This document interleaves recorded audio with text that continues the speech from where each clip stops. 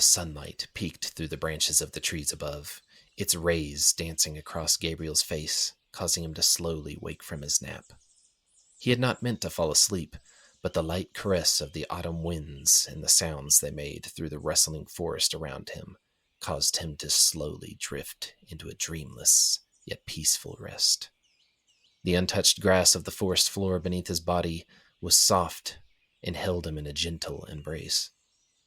It was as if the forest itself had wanted to lull him into this state. The wind quietly shushed his racing thoughts, gently pushing and pulling them out of his head and taking them away in the drifting breeze. Gabriel slowly sat up and looked around, his green eyes adjusting to the light. The world was calm. The world was quiet.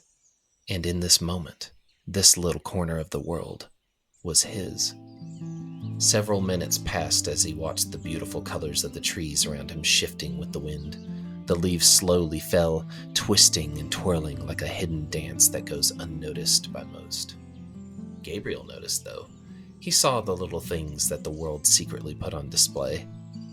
A smile stretched across his face as the wind picked up again, ruffling his feathery blonde hair and bringing with it the scents of pine, flowers, and even the smoke of a distant campfire. He wondered how far the nearest campsite was, but did not reach for his map to check. He was confident he could find it easily enough. He had walked these trails many times before. It had only been about 3 hours since he had woken up to this beautiful morning, eaten a quick breakfast of granola, and packed up his tent. The walk today had been much easier than yesterday's, most of it being downhill, and the scenery was, as always, breathtaking. This was why Gabriel loved the Appalachian Mountains. This was why he visited at least once a year. Every minute he was working, his thoughts always returned to the never-ending trails of this beautiful region. He was very careful with every paycheck, making sure his money only went to the things that he needed most and the bills he needed to pay. The rest, he tucked away for his trips out here. Every time he visited, he would always find something different, never seeing the same sights twice. There was always something new to discover, something new to find. Somewhere in the distance, an elk let out a beautiful cry that traveled through the trees and echoed between the rolling mountains. Gabriel's thoughts drifted into a past memory, one where he had encountered an elk last year, and wondered if it could have possibly been the same one. What beautiful creatures they were. A falling leaf snapped him back to the present as it lightly brushed against his face. He looked down at the small gathering of multicolored leaves that had slowly piled up around him as he slept. Red, yellow, orange, and gold. The color of fall. He picked one up and flipped it around with 2 fingers.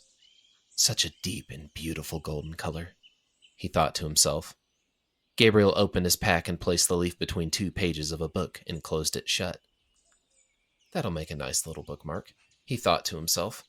He stood, stretched, and slung his backpack over his shoulder. And after taking a swig from his water bottle, he continued his trek back down the trail, following the river to his right and quietly humming a tune to himself as he took one step after the other. Another 30 minutes passed when a couple of hikers began to pass him. They greeted each other with a smile and a nod. "How close is River's Rest?" Gabriel asked the others, without breaking his stride. "Just around the corner. It's about a 5-minute walk. You're almost there," the woman replied, pointing back the way they came. Gabriel nodded and thanked them as he pressed on. After a few minutes, the camp came into view, and Gabriel took a moment to himself before he began to set up his tent. He was almost finished when an unnatural sound drew his attention. He began looking around, his eyes scanning the trees for the source. Nothing. Must have been hearing things, he thought to himself. Only for a couple of minutes later, the sound rang out again through the air. A soft chime, almost like a musical note. Gabriel turned around and took a step towards where he thought he had heard it originate from and paused. Silence filled the air for a moment before the chime sounded again. Curious, Gabriel moved to the tree line and began to listen even more closely. There was another chime, and he found his legs stepping forward before the thought had even crossed his mind. He knew going off trail in the Appalachian Mountains was never a good idea, but it was still only midday and he could see his camp clearly. His feet changed direction when the chime sounded to his left this time, drawing him further into the woods. What is that? The sound itself was so foreign in contrast to the natural noise of the Appalachian wilderness. About 100 steps forward, he finally got his answer. The sound had lured him to a great big tree that towered over the others in the forest around it. The gnarled trunk was wide, and the tree's bark, a deep bronze color, was covered with carvings. They depicted everything from animals to monsters to people and buildings. Oh, great. Is this witchcraft? Am I about to be in a horror movie? Gabriel thought to himself and chuckled. He knew there were some crazy stories that surrounded the Appalachian Mountains and had heard about the feral people that apparently lived out here. And obviously he had heard the tales of the cryptids and how many there were and how they made their homes in these mountains, but had never encountered anything bizarre himself, unless today was that day finally. His thoughts of this fantasy drifted away when he spotted a silver chime hanging from a small hole in the tree, held up by a crimson ribbon that had been nailed into a small wooden knot.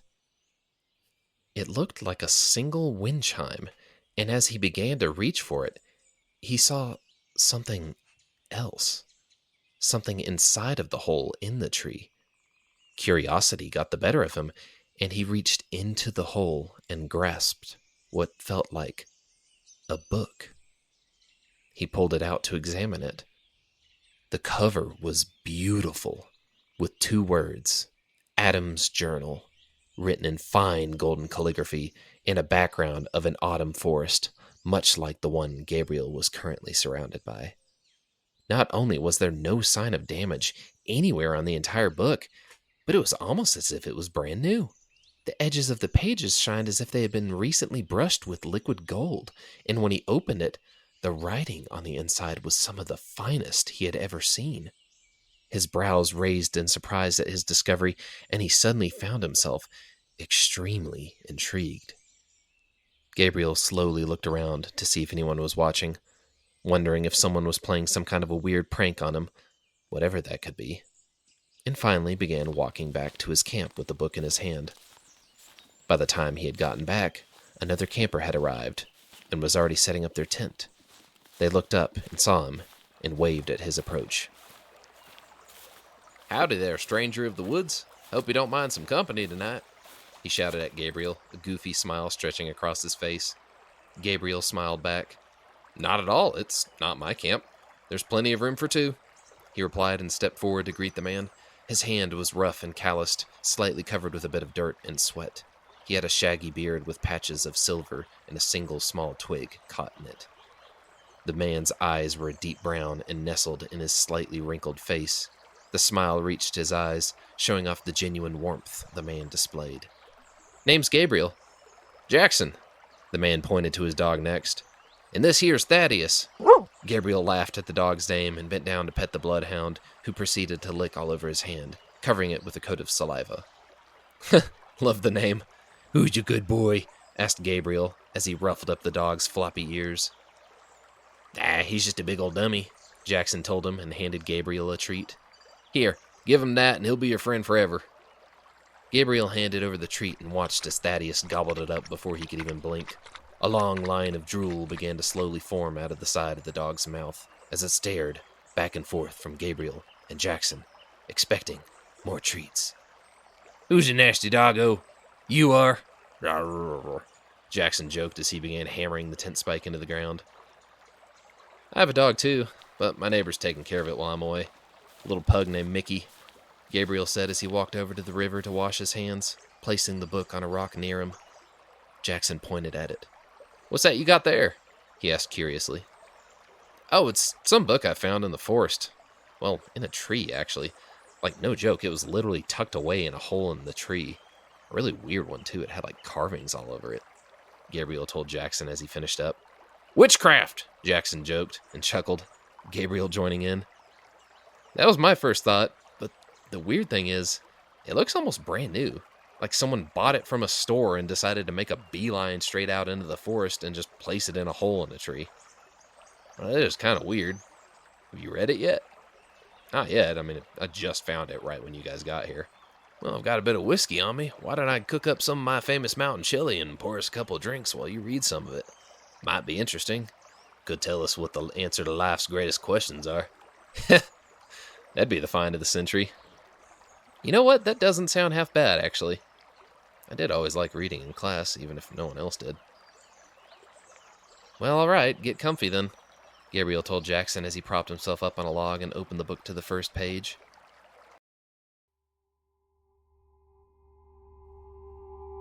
It started off simple, a man introducing himself.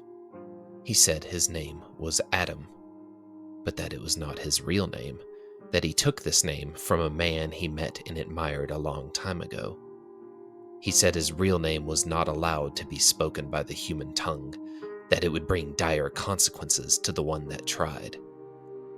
Adam then claimed that he was not human at all, that he had not been born on Earth, but a planet from a distant galaxy. The planet called No Lator was just another victim to a great and powerful enemy that Adam referred to as Echo's End. He did not get into the details of what exactly had happened to his planet, because in his exact words, it was simply too painful to relive. He just ended that thought with the phrase, "Time takes everything in the end. Everything becomes nothing."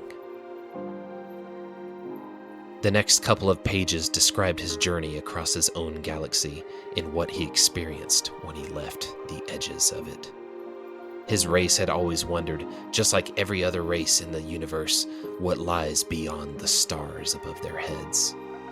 But they had never known just how alone they truly were, surrounded by a prison of empty black where nothing lived, where no stars shined, where nothing would hear them scream when they begged for help from the gods they thought were listening.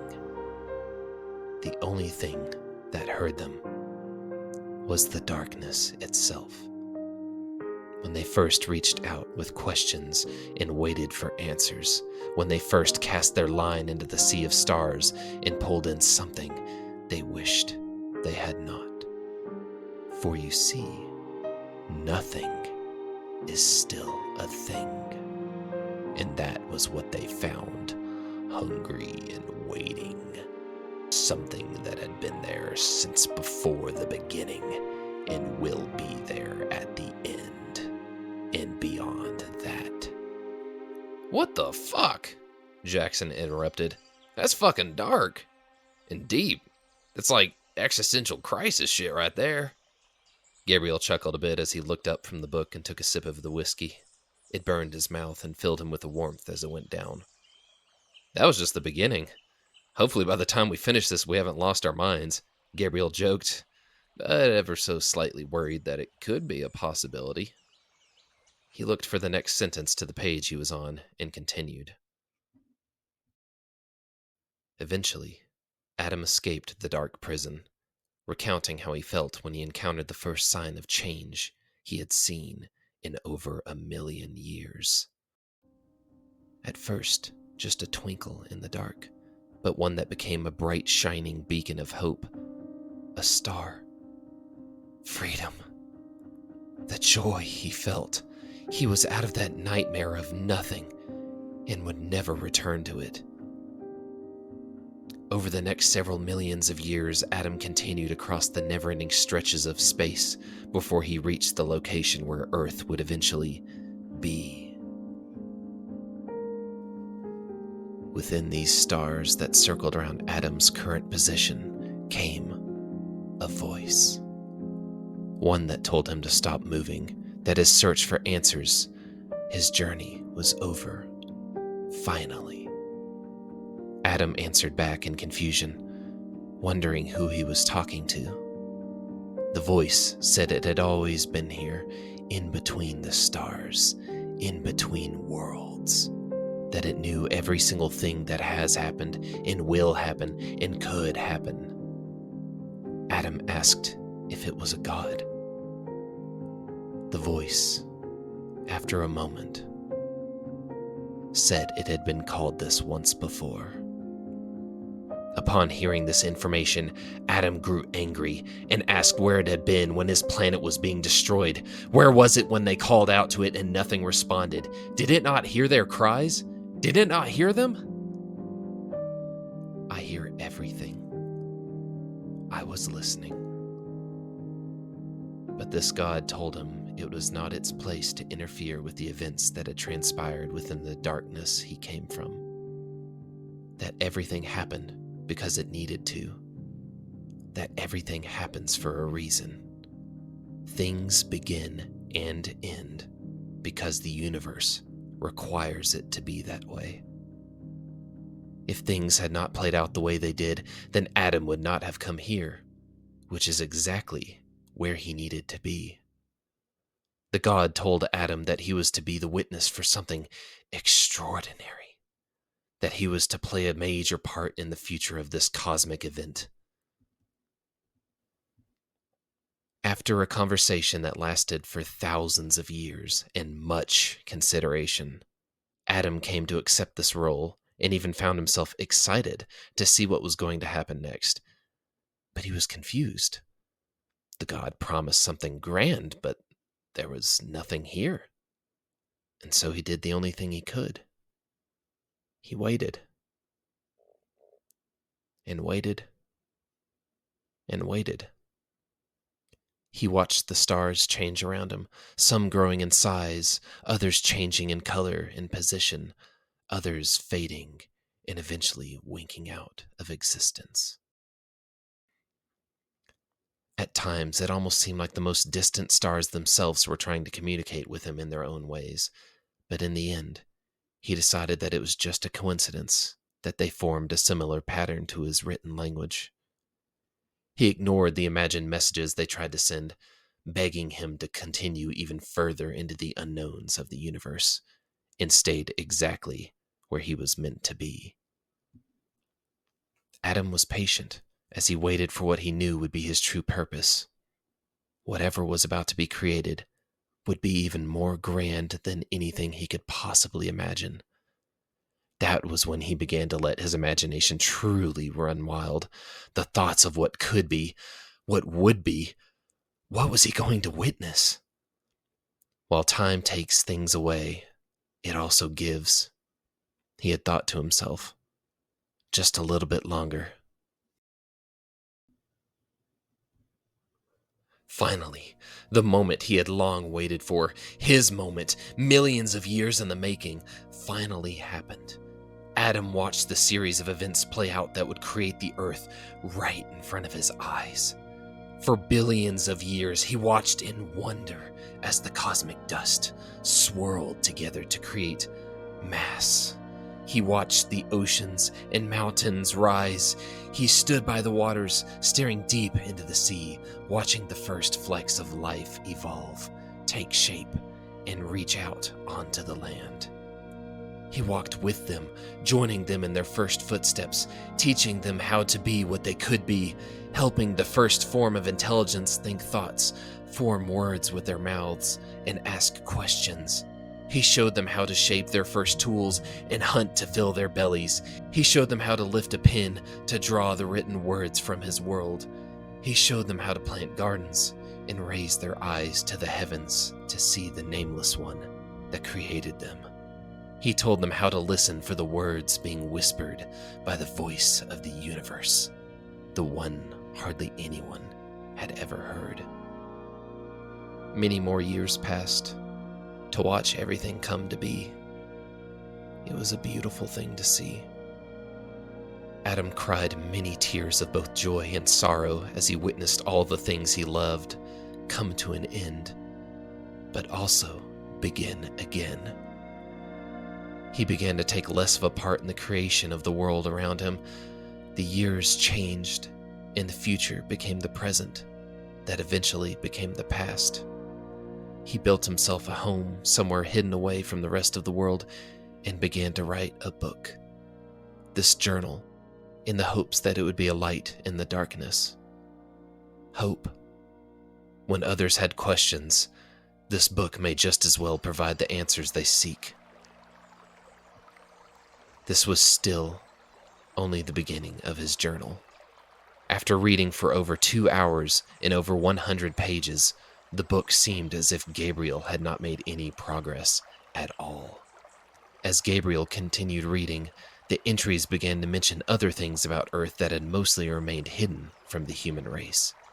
It spoke of creatures that people believed to be from fairy tales, supernatural beings, unexplained phenomenon, parallel dimensions and alternate realities, real magic and enchanted relics, and the things beyond reality's reach.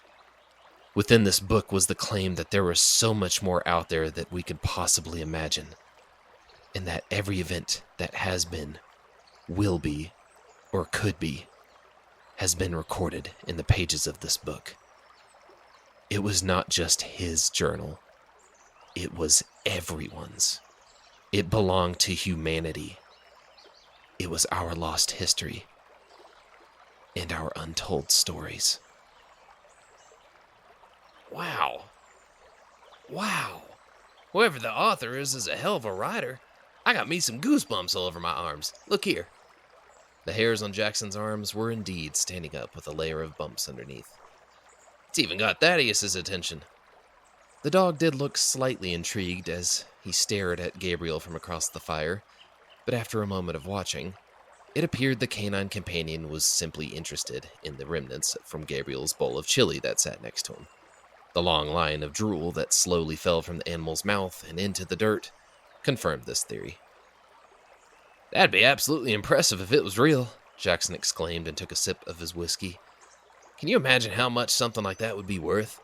Something that chronicled all the events from the beginning of Earth and man's history? It would be like if the Library of Alexandria had never burned down, but like 1,000 times more valuable. There'd be no price on that. If only. If it was true, I have a lot of questions that I'd like answered. Gabriel humored him and began flipping through the pages. His brow slowly furrowed, and his face began to droop slightly in confusion. Wait, what? Jackson leaned forward.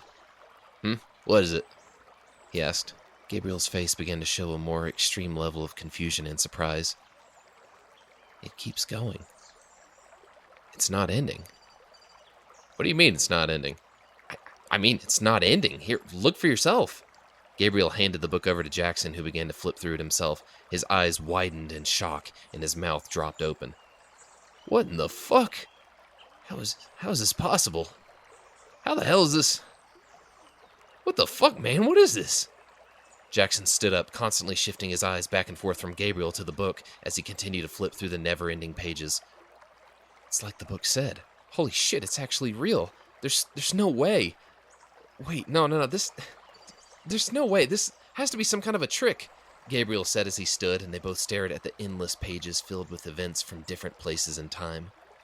The dates and locations on the pages changed drastically.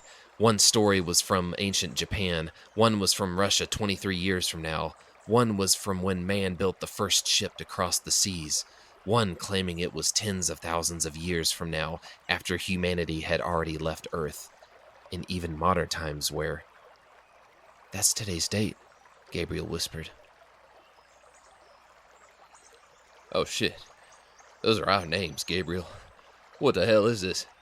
Seriously, man, are you pranking me right now? I can't handle this shit. Please just tell me if you are. I promise I won't get mad. Gabriel threw his hands up flabbergasted. How in the world would I pull something like this off? Of course not. What do you think I am? Gabriel took a moment and shook his head in disbelief. What's it say? It says our names, right? Does it say what happened or will happen? We're not about to die, are we? Jackson quickly handed the book over to Gabriel. You read it, man. I'm freaking out. I can't do it. Jackson finally reached down to pet Thaddeus, who was showing concern over his master's reactions. Gabriel cautiously raised the book up and began reading again. After several moments, he breathed a sigh of relief. And said, "It just mentions us finding this book. That's all. That we read a bunch of these stories before bringing it with us to give to someone named Donovan." What? That's it? Who the hell's Donovan? Donovan? What's a Donovan? Do you know a Donovan? Jackson asked, practically yelling. Gabriel shook his head and Jackson stood there for a moment. What happens if we don't read them? Would we, change the story or time or something like that? Both men stood there in silence for a moment before Gabriel spoke up. Maybe we should. That way we don't, cause a butterfly effect or something that destroys the whole world and the universe. We wouldn't want that. I agree. That would be pretty bad. Don't want to be responsible for something like that. No, we don't want none of that. No, we don't, Gabriel stated. Then a slight smile appeared on his face. Besides, I'm also pretty curious what else is in this. Really curious, actually. So maybe we both calm down, have a drink, and finish whatever it is that we just started. Both the men chuckled a bit, sat back down, took a big swig of whiskey, and Gabriel opened up the books to the next page. The next entry, it's titled Elk's Cry. The date says it took place 1 year ago in Montana, deep in a forest, during a hunting trip. It follows a man named Eli.